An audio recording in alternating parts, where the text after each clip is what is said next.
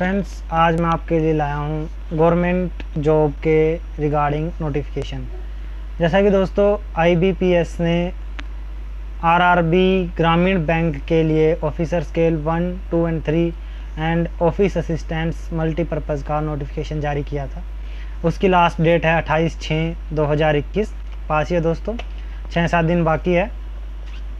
इसके लिए दोस्तों मैं नोटिफिकेशन लाया हूँ। इसकी लास्ट डेट क्या है, इसकी एलिजिबिलिटी क्या है, क्या पैटर्न है इसके एग्ज़ाम का, या फिर किस किस डेट को एग्ज़ाम होंगे, किस डेट को इंटरव्यू होगा, दोस्तों मैं बताने जा रहा हूँ आज की मेरी इस वीडियो में। मेरी अगली वीडियो में बताऊँगा दोस्तों स्टेप बाय स्टेप आप अप्लाई कैसे कर सकते हैं, आपको अप्लाई करने टाइम क्या क्या इशू फेस आते हैं और उनको आप कैसे ईजिली दूर करके अपने बैंक पीओ या बैंक ऑफिस असिस्टेंट के लिए अप्लाई कर सकते हो। जैसा कि दोस्तों इसकी हेडिंग में ही लिखा हुआ है, आरआरबी का नोटिफिकेशन है officer scale 1, 2 and 3 and group B office assistant multipurpose. इसका टेस्ट दोस्तों होगा अगस्त और सितंबर एंड अक्टूबर 2021 में, और interview for group A 1, 2 and 3 will be held in with the help of nodal regional rural bank होंगे आपके मंथ ऑफ नवंबर 2021 में।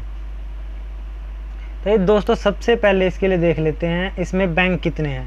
दोस्तों आरआरबी पीओ और आरआरबी असिस्टेंट्स के लिए पार्टिसिपेटेड बैंक हैं 43। ये आप देख सकते हो दोस्तों वीडियो में, सारे बैंक हैं जो अलग अलग स्टेट से, अलग अलग हेडक्वार्टर से हैं जो पार्टिसिपेट करते हैं आईबीपीएस आरआरबी ग्रामीण बैंक में। दोस्तों फिर दूसरे नंबर पर आता है एलिजिबिलिटी क्राइटेरिया। एलिजिबिलिटी क्राइटेरिया दोस्तों ये देखो सामने, ये तो सभी में होता है, सेंटर की जितनी गवर्नमेंट जॉब होती है एलिजिबिलिटी क्राइटेरिया होता है। डेट ऑफ बर्थ, एज कितनी है पीओ और ऑफिस असिस्टेंट में, वो आपके सामने बताने जा रहा हूँ दोस्तों। About 21 year for scale 3। दोस्तों इसमें नोट करने वाली डेट्स हैं 3/6/81 से पहले का किसी का बर्थ ना हो और 31/5/2000 बाद के किसी का बर्थ ना हो। डेट एज ऑन होगी 1/6/2021। सेम ऑफिसर स्केल 2 के लिए है दोस्तों 21 ईयर्स।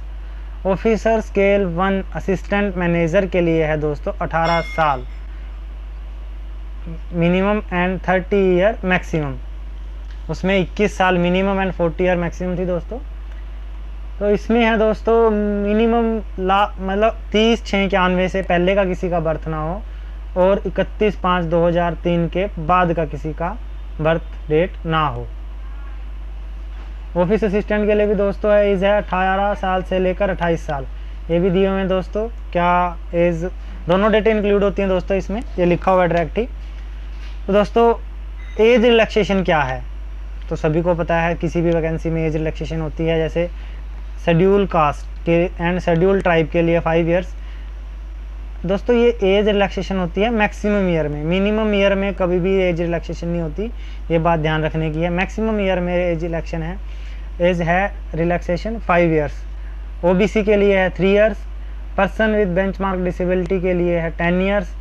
एक्स सर्विसमैन के लिए है for the post of office assistant actual period rendered in service plus 3 years, 8 year for disable ex serviceman belonging to the SC/ST, क्योंकि 5 साल और ऐड हो जाते हैं दोस्तों उनके लिए।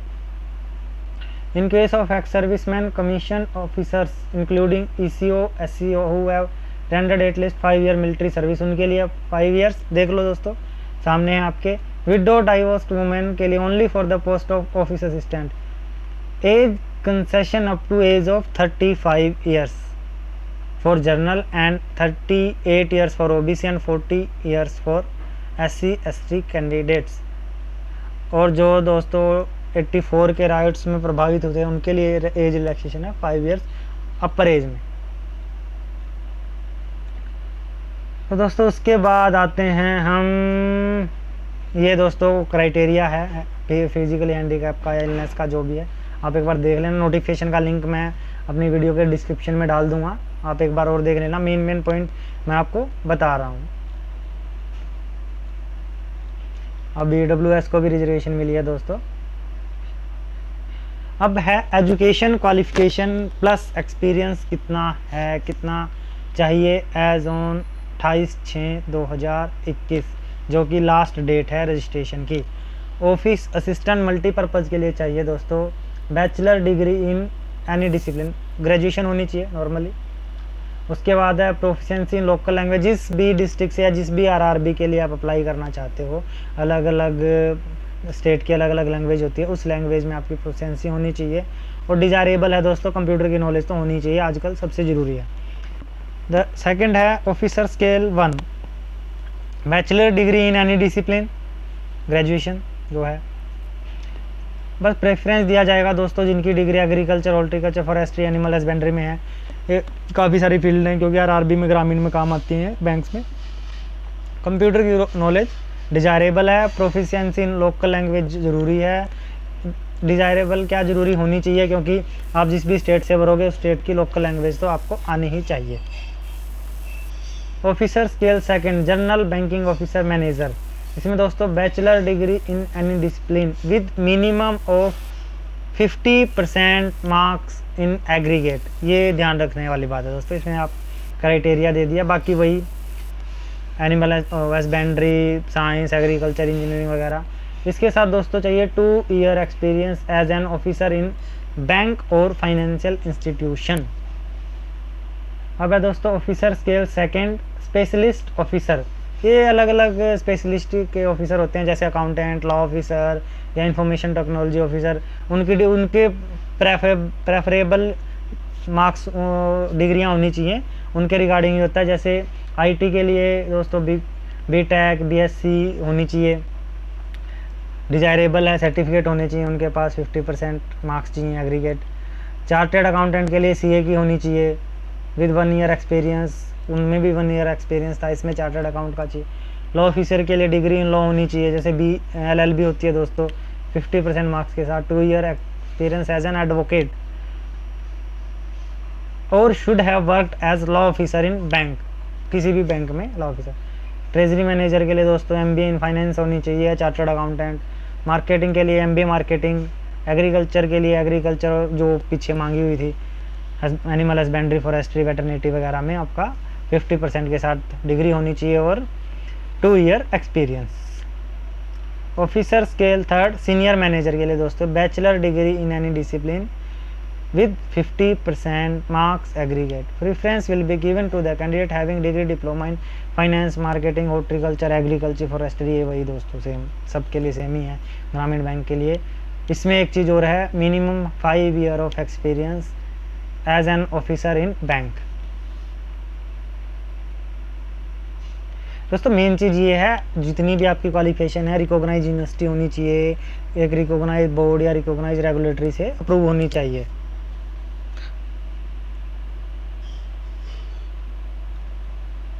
यह है दोस्तों एप्लीकेशन फ़ीस, इसके लिए ऑफिसर स्केल 1, 2, 3 के लिए है 175 for SC, ST, PWBD candidates and 850 for all others. Office assistant के लिए भी सेम ही है फीस तो दोस्तों, फीस में तो कोई बदलाव नहीं है। ऑनलाइन एग्जामिनेशन स्ट्रक्चर दोस्तों, अब मेन चीज़ आती है स्ट्रक्चर एग्जामिनेशन का। ग्रामीण बैंक में 2 टाइप्स का स्ट्रक्चर है, एक है 2 एग्ज़ाम स्ट्रक्चर, एक है सिंगल एग्ज़ाम स्ट्रक्चर। दोनों ही ऑब्जेक्टिव हैं। जैसे ऑफिस असिस्टेंट के लिए पहले प्रीलिमिनरी एग्ज़ाम होएगा, फिर मेंस एग्ज़ाम होएगा। प्रीलिमिनरी में आएंगे दोस्तों रीजनिंग और मैथ, न्यूमेरिक एबिलिटी, 40 मार्क्स के होंगे, 80 मार्क्स होंगे, टाइम मिलेगा 45 मिनट्स। ऑफिसर स्केल ग्रेड 1 के लिए हैं वही 40 रीजनिंग और क्वांटिटेटिव एप्टीट्यूड थोड़ा सा टफ आ जाता है इसमें ऑफिसर स्केल में, मैथ का लेवल। वो तो जो दोस्तों तैयारी कर रहे हैं बैंक की, बैंक PO की, उनको तो पता ही है क्या लेवल होता है असिस्टेंट और ऑफिसर का। मेन एग्जामिनेशन भी होगा दोस्तों ऑब्जेक्टिव ही, उसमें दोस्तों होंगे आपके 200 मार्क्स का पेपर, 2 घंटे का। उसमें आपको एक और फ़ायदा है दोस्तों, ऑप्शन होता है आप कौन सी लैंग्वेज एक एक्स्ट्रा लेना चाहते हो, क्योंकि ग्रामीण बैंक है, आप हिंदी लेना चाहते हो या इंग्लिश लेना चाहते हो, आप सिलेक्ट कर सकते हो दोनों में से एक, जिसमें 50 नंबर की रीजनिंग आएगी, 20 नंबर का कंप्यूटर, 40 की GA जनरल अवेयरनेस, GK जो भी है, बैंकिंग में GA आती है, नॉर्मल स्टडीज़ में GK आती है, CGL वगैरह में। हिंदी या इंग्लिश में से एक सिलेक्ट करना है दोस्तों। मैथ आएगा 50 मार्क्स का, टोटल 200 नंबर।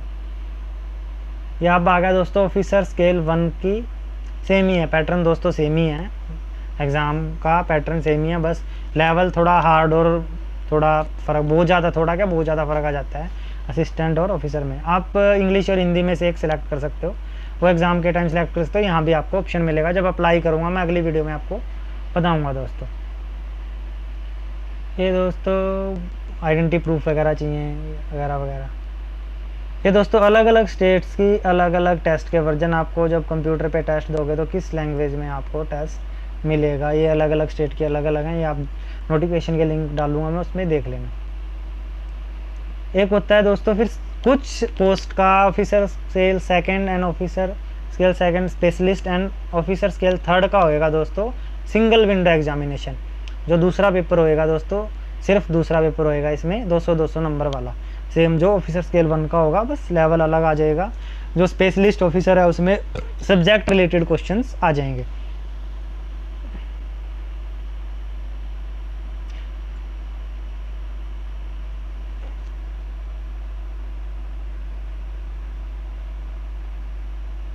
ये है दोस्तों each candidate will require to obtain minimum score in the chairman examination to be considered related provisional allotment.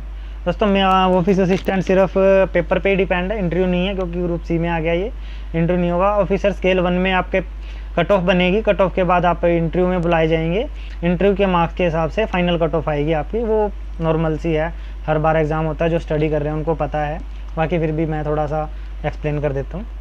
Officer scale 2 और 3 में भी सेम ही है दोस्तों, में प्री होगा, उसमें से 3 टाइम्स ऑफ कट ऑफ बच्चे बुलाए जाएंगे इंटरव्यू के लिए, उसके बाद फाइनल लिस्ट आएगी। एग्जामिनेशन सेंटर दोस्तों वो आपको मैं जब अप्लाई करना बताऊंगा एक एक स्टेप, तब बता दूंगा दोस्तों कौन से एग्जामिनेशन सेंटर आते हैं। दोस्तों इन्होंने एक प्री एग्जामिनेशन ट्रेनिंग चलाई थी आरआरबी ने, जो कोविड-19 के चलते हुए बिल्कुल बंद कर दी इन्होंने, अब कोई भी नहीं चलेगी। इंटरव्यू दोस्तों ये सिलेक्ट करेंगे, नाबार्ड के साथ कॉम्बिनेशन में सेंटर डिसाइड करेंगे किस सेंटर पे इंटरव्यू होना है। टोटल मार्क्स फॉर इंटरव्यू हैं 100 में से रेशियो 80-20 की रेशियो बन जाती है दोस्तों। जो फाइनल जब मेरिट आती है 80% एग्जामिनेशन के होते हैं, 20% इंटरव्यू के होते हैं। List of document to be produced, ये है दोस्तों प्रिंट आउट एड में आपकी सारी डिग्रियाँ होंगी। 10th का सर्टिफिकेट चाहिए आपका, फॉर डेट ऑफ बर्थ के लिए फोटो आइडेंटिटी प्रूफ चाहिए, आपकी सारी डिग्रियाँ चाहिए, सबकी डिग्री आई हुई नहीं चाहिए, प्रोविजनल डिग्री होनी चाहिए। आपका जिस कैटेगरी से आप भर रहे हो उस कैटेगरी का आपका सर्टिफिकेट होना चाहिए, कॉमन है ये, कुछ ज़्यादा सर्टिफिकेट नहीं चाहिए, जो जिस बेस पे आप भर रहे हो वही चाहिए। अब दोस्तों हाउ टू अप्लाई में आ गया। यहाँ पे एक मेन चीज़ है दोस्तों, डॉक्यूमेंट आपके पास कौन से होने चाहिए। एक फ़ोटोग्राफ होना चाहिए आपका 4.5 सेंटीमीटर से 3.5 सेंटीमीटर, सिग्नेचर होंगे आपके, तो सिग्नेचर स्कैन चाहिए आपको। मैं आपको बताता हूँ थोड़ी देर में क्या क्या उसकी रेशियो होनी चाहिए।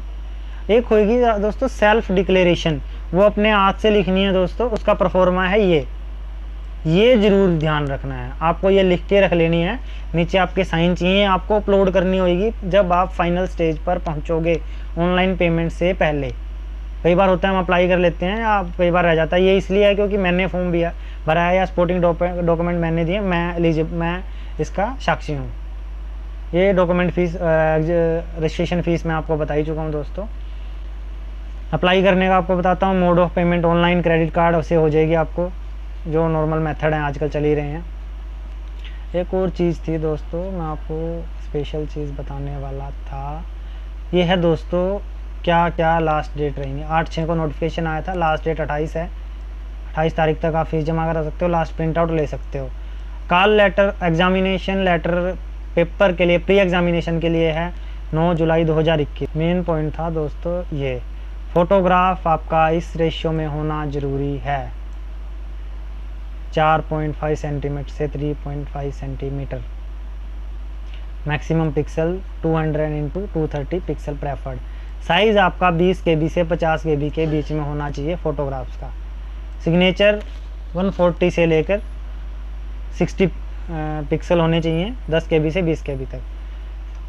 लेफ़्ट थंब का आपका इम्प्रेशन आप पेज पे लगा के, एक पेपर पे लगा के उसकी फ़ोटो आपको अपलोड करनी है, और लास्ट में होगी एक सेल्फ डिक्लेरेशन जो मैंने ऊपर बताई थी, वो लिख लेनी है आपने दोस्तों।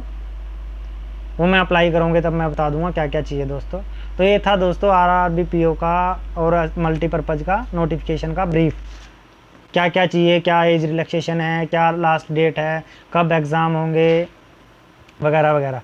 मेरी अगली वीडियो में दोस्तों मैं आपको बताऊंगा आप स्टेप बाय स्टेप कैसे अप्लाई करें या कैसे क्या क्या आपको परेशानी आती है उनको कैसे दूर करें। मेरे आने वाली नई नई वीडियो देखने के लिए दोस्तों मेरे चैनल को सब्सक्राइब करें, मेरी वीडियो को लाइक शेयर ज़रूर करें और उन पर कमेंट ज़रूर करें ताकि आने वाले नोटिफिकेशन आपको मिलते रहें। थैंक यू दोस्तों।